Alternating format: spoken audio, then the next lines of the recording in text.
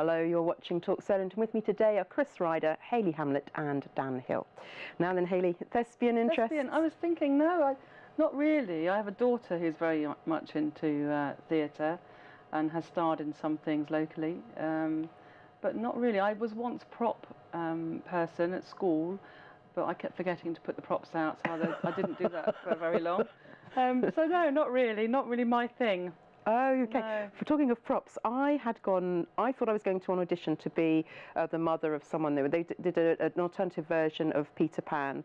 And when I turned up, the woman said, oh, no, actually, no, it's not. We don't need any actors, but what we really need is stagecraft people. And it's really important if you're going to be an actress that you understand the stagecraft behind it. So she talked me into suddenly joining a stagecraft course. And I was Shan, stage manager. The prop table was impressive because they had drawn round all the props, so you knew what should be there and if anything was missing. And then I could have done with that. Yeah, it was really helpful. But I think, and then we watched something else which was called Forever Fly, and there was another one to do anyway. So it wasn't me that did it, thank goodness. So I was on a different part of the job, and I was also watching the production, and then somehow a prop got missed, and it sort of came flying in from underneath. But you must have had a few interesting things happen. It's probably too many to kind of really recount. Yeah, I mean that's very professional. The way that they were doing that. Oh yes, that's how it's meant to be done. Is it really? Yeah. Okay. Can you do lots of whizzy stage effects at the Berry? I mean, can you have like Peter Pan flying? Yeah, if we wanted to. Are you offering then? Are you? Well, no. In the last show I directed, Captain Hook for you, Chris. Say more Captain Hook for me. Yeah, the last show I directed at the Berry, we made it rain. So like physical rain. It was a Without new show. All electrics going on. Yeah. So it was a new piece of writing called Road to Glory, and So was it the Agincourt? Yeah, one of the Agincourt plays. Oh, I think I've interviewed you. Yeah. It was me. I had no makeup on. So in that show there was a moment where all the soldiers lined up and we made it rain on them, and those challenges are the fun ones to try and achieve. That's brilliant. So you deal with that side of it because you're a director as well as drama development. So my role involves directing those productions and things, and because of all my stage management experience I had when I first started out, I'm often the problem solver for those kind of issues. You've seen it all. And it's that's the thing that's quite fun anyway, is that as a director to be able to say, well, let's make it rain, and then the challenge of working it out is a fun thing to do. Brilliant. We don't want any here, thank you. All the lights. The ceiling looks a bit threatening. Oh yeah, exactly. We're going to thing. Now, the Nuffield Theatre actually, if you look on Twitter, you'll be able to find this eventually. But the Nuffield Theatre are raising awareness of a walk that's going to go on in Southampton. Now, they're celebrating Shakespeare's 400. It's for his 400th anniversary, and not only are they doing a play which is Dedication Shakespeare is what their play is, but also See Southampton are involved, and they are a group that do walks, so you can walk around Southampton for 40 minutes taking in all sorts of Shakespeare things. Hayley, would it be something that you would be interested in doing? Not really. I have to be honest, I don't understand Shakespeare. I think I'm one of the minority. My daughters absolutely love Shakespeare. I've tried it, I've watched it, read it. I just can't get it. Even Leonardo DiCaprio when he was in Romeo and Juliet, because that was a really wasn't too bad actually. That was interesting. And I'd love to. I'd love to be able to understand it. I think most people get it. I just don't. Jane Austen, I get. Shakespeare, I can't. No. It doesn't matter because Hayley hath a way that no other woman hath. Even though my surname's Hamlet, which is awful. Oh yes, her name's Hamlet. Yes. So no, I just don't get it. But I have been and seen things with it. But I find myself and Othello as well. Doing it. Yeah, but the thing is, at least you're honest about it, because not everybody likes everything, and this is the great thing about art, whether it's singing, whether it's painting, whether it's dramatizations. It's such a huge spectrum of creativity. Or some people go, wow, that person's amazing, or that painting or singing, and others go, oh no. I wish I did get it. I have tried. No, well, it is a bit long, isn't it? But Shakespeare for me came alive when I saw, I think I saw Othello acted on stage, and it was just brilliant. And also when I saw the Leonardo DiCaprio in that, and thought what an brilliant interpretation of it they'd made. I wasn't really particularly interested in Romeo and Juliet, but I thought that was just great. I mean, it was written to be performed, is the thing, and it's almost impossible to say to an audience, really, it doesn't help, but when you perform Shakespeare, when you speak Shakespeare, it suddenly makes sense. It wasn't written to be read as a book. It wasn't written really properly to be listened to. It was written to be performed. It's the physical act of performing it that makes it come alive.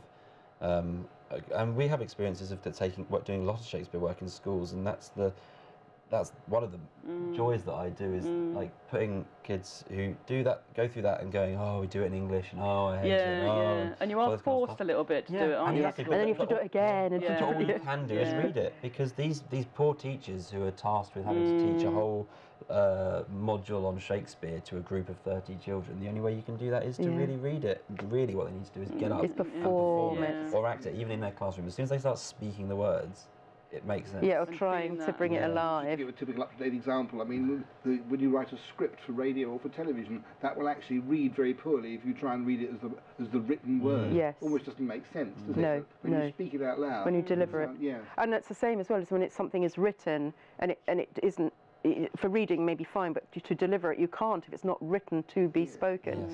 Interesting. And I like as well when in Shakespeare's time they had different parts. You have this part and that part, and then they were moved, because it was originally, right, you take home that part and you take home that part, so that they weren't, and it was parts of the paper, so that the whole script couldn't be stolen by somebody who wouldn't know what the story was, as far as I understand it. So it's definitely true. But anyway, you can't have this part, because this is all about washing your salad leaves. Okay, so some naughty people, of which I am an offender as well, are taking. This is not necessarily linked to the story, so we have to separate the two things. So which it kind of starts on the fact that it's been in various different news outlets, but there's been an outbreak of E. coli in the south, and they haven't yet confirmed what the source of that outbreak is. However, what they do know is that some of the people that have been affected did eat mixed salad leaves that included rocket, and that's full. You could then say full stop. But so what experts are basically definitely recommending, which may or may not be to do with this, so we have to keep those things separate, is that anybody that's handling raw food that they're going to eat actually make sure they have proper hygiene, wash their hands properly, and also washes their salad leaves in case anything is on the food that it shouldn't be. You wouldn't think you'd have to tell people that these days, would Well, you? I mean, you think it's so blindingly obvious, wouldn't you? I don't wash my salad leaves. Don't you? No, I don't. No, why? I never bothered. I just took the bag out. Well, you see, I think this is the problem, Chris, Yeah. because in the old days, you went and bought salad, and it probably come It had relatively soil free. on it, Yes, it had you soil know, on it. yeah, Came from a yeah. farm. Probably still had a few slugs, don't remember tiny those slugs. days. Sorry, that's because your mother probably used to do it for you, or your wife. You just had your food ready for you. Of course. And you had to take your leaves apart and you washed it all. Well, of course, now food is coming in a bag already, and in your mind you automatically think it has been washed. But unless it says Yeah, to be honest, I do. You open it out, you pour it away. You think, they must have washed it before they Yes, sealed up the they bag. must have. No, I don't. Oh, No, having a go at I me. know. You never go back then. Yeah, then that's it. And so everyone's getting out of the habit, the good hygiene habits.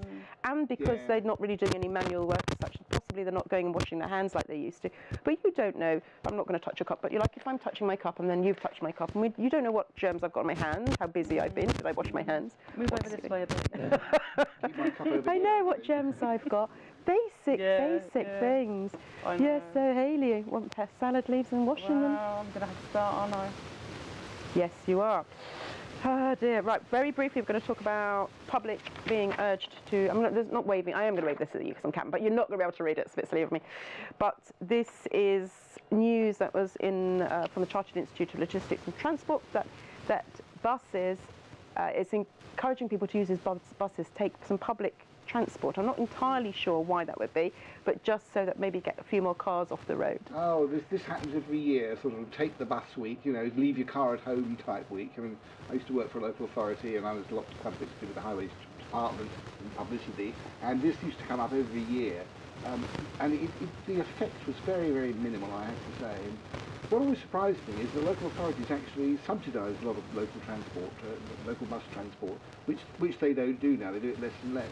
I mean, when the authority cuts a route, a bus route, you get all the good burgers complaining and protesting, saying, you can't possibly take our bus away, we need it. So The which they are- burglars? Burgers, as in people who live in a town, in a borough. Oh, Oh, what are they called? Oh, Somebody borough dictionary. sorry, I didn't know. I didn't know. Burgher. Right, okay. no, I had no We idea. learnt something new, I was haven't we? thinking burger. As opposed to silly burgers. Yeah. Anyway, With no R. People used to complain, the good used to complain, you're taking our bus service away, we must have it, otherwise we're stuck, we can't go anywhere. To which the answer would be, well, if you really want it, why don't you use it? Yes. Half these buses that are cut, they're just never used, or used very little. Dear, oh dear, Of dear. course they're going to cut services that don't work. Well, you know what, Right. we know that's important. I think it's very good to be passionate, but we haven't got time to discuss it because this is in Yahoo News. You can go and look online, and then I thought you might like the little clever picture of that chap. What are they doing? Well, they're about to kiss, I think. They're about to kiss. No, they are kissing. Are they really? They are They're kissing. Are they yeah, kissing? Yeah. Oh, okay. think So an easier way. this is the science behind why we kiss. Apparently, can you imagine that scientists actually spend time investigating this? And the reason that we do it, 90% of cultures makes a strong case for the act being a basic human instinct. That's what they've discovered. I And could have told them that. yes, but apparently for women, based on this survey that's been done, apparently women use the kissing to find out if it's a suitable mate, and men aren't that bothered. Any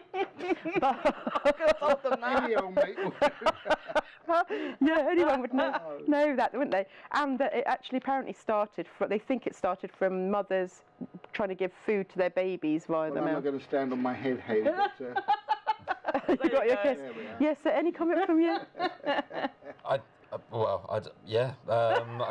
Who knows? I mean, it's, Worried You're if you flabbergasted, kiss him, yes. well, you're it's gonna kiss him. you know, kissing's kissing, and it's an act of love or lust or whatever it is at the time, isn't it? And you know, scientists spend time working out, but we're spending time talking about it. So it's obviously Yes. worthwhile then. Yeah, worthwhile You know, story. worth them then doing Yes. research. Well, luckily that is all we've got time for, and we don't have time to practice that. My very many thanks to Oh, today's I think guests, we do. Chris Ryder, Hayley Hamlett and Dan Hill, and Talk Solent returns next week at the same time. Goodbye.